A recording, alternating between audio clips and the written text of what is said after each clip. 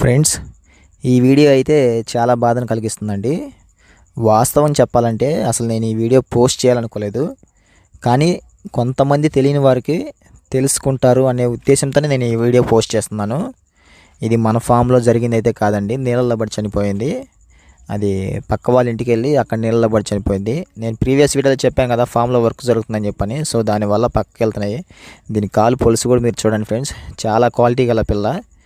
2 నెలలు కంప్లీట్ అయిపోయింది దీనికి. ఆల్రెడీ 2 వ్యాక్సిన్లు కూడా అయిపోయాయి. కష్టపడి ఇంత వయసు దాకా పెంచుకొని కోడిపిల్ల మిస్ అయిపోతే కోడిని ప్రేమించేవాడికే తెలుసు ఆ బాధ ఎలా ఉంటుంది అనేది. అది చెప్పుకోలేమండి. ఎగ్జాంపుల్ చెప్పాలంటే ఈ రేత్రంతా అసలు నాకు నిద్ర పట్టదు. ఇంక ఇదే నాకు కళ్ళకు వస్తూ ఉంటుంది.